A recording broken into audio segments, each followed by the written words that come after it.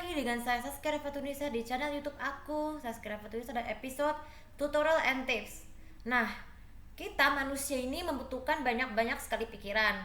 Pikiran itu tersimpan di dalam otak di sini, terutama bagi kita sebagai penyandang autistik. Nah, kebetulan banget tadi pagi saya melakukan menonton pertunjukan seni ya, pentas seni, di mana menampilkan para peserta-peserta yang kesemuanya itu mengidap penyandang autistik ya.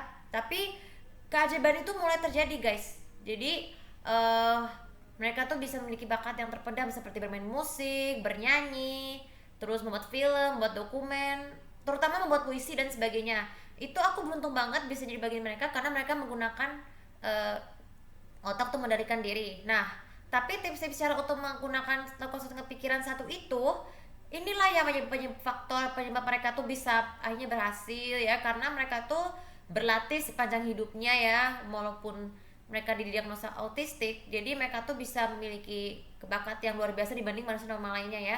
Sama seperti saya kebetulan banget punya bakatnya membuat video konten, tapi saya harus membagi waktu antara istirahat, karena supaya jika tidak, ini kebetulan banget tempat aku juga agak lemot, padahal aplikasi saya cuma sedikit. Nah, jadi karena pencinta tahu kan harus selalu perhatikan kondisi memori internal komputer atau laptop agar tidak mudah cepat lelet, karena kalau tidak itu harus butuhkan kesabaran untuk menunggu waktu dan biaya yang diperlukan untuk servis memori internal komputer, atau bukan servis sih, ganti memori internal komputer kecuali data tadi. Jadi lebih amannya kalau kalian menyimpan file-file itu atau sesuatu dokumen seperti musik, terus dokumen pribadi, film, video, gambar, itu harus ditaruh di data D. Kenapa? Karena kalau taruh di memori internal itu bisa berakibat faktor, apalagi itu khusus untuk aplikasi ya. Jangan taruh di dokumen tersebut yang sebut tadi di dokumen C, karena memang penuh ya, beresiko penuh dan bisa cepat lelet. Nah, sebenarnya kita menggunakan pikiran satu itu adalah misalnya nih, kita melakukan sesuatu dengan pikiran satu itu bermaksud melakukan suatu kegiatan itu harus dengan satu, jangan sampai dengan lain. Seperti contoh tuh, banyak sekarang memang banyak sekali orang yang tidak memperhatikan kita sambil apa, sehingga pada akhirnya ketika di masa akan datang mereka tuh akan terlihat ceroboh, akan terlihat tidak berhati-hati, terburu-buru ya, dan tidak berhati-hati. Ini terutama ini bisa merusak barang orang lain ya, atau bisa merusak sesuatu. Nah, jadi seperti kata ayahku bilang, melakukan sesuatu itu harus dengan buru-buru atau tanpa izin, itu juga sangat tidak diperbolehkan karena kita tidak menggunakan pikiran satu. Nah, pikiran satu itu tuh ada beragam jenis ya. Jadi saya akan menjelaskan cara melakukan sesuatu dengan pikiran satu ya. Yaitu yang pertama, dimulai dari bangun tidur. Kita bangun tidur. Nah, perhatikan apakah kondisi tempat tidurnya masih berantakan. Nah, kita harus membereskan rumah nih, apalagi membereskan kamar ya. Kan kamar itu kan kotor, jadi kita harus selalu bersihkan, harus dengan pikiran H1, bersihin kamar. Atau kalau misalkan ada sesuatu yang mengganggu, coba tolong dong please, aku lagi beberesin gitu. Kemudian kita makan. Nah, kita kan makan tuh ada sehari 3 kali, ada makan siang, sarapan, makan siang, dan makan malam. Nah, kebetulan banget juga aku lagi puasa, berfokuslah dengan menggunakan tetap pikiran satu, itu makanan. Jadi tidak boleh sambil nonton TV, tidak boleh sambil menggunakan gadget, itu sangat tidak diperbolehkan, karena kalau tidak itu bisa mengakibatkan obesitas ya, menurut beberapa website dari internet.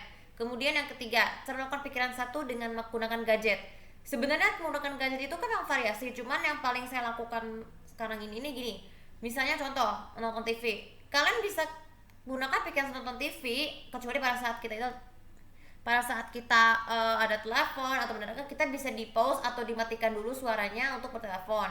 Kemudian apalagi terlebih juga kalau pada saat lagi komersial break, misalnya nih, aku nggak suka sama karena terlalu ini, banyak sekarang sih banyak orang-orang yang tidak bisa bernostalgia karena beberapa alasan, seperti lupa masa lalunya, tidak bisa belajar pengalaman. Tapi kan belajar pengalaman perilaku itu kan juga berguna, karena untuk mengingatkan untuk tidak melakukan itu lagi. Tapi berbeda dengan perilaku, nostalgia terhadap sesuatu benda pun juga tidak boleh dilupakan ya.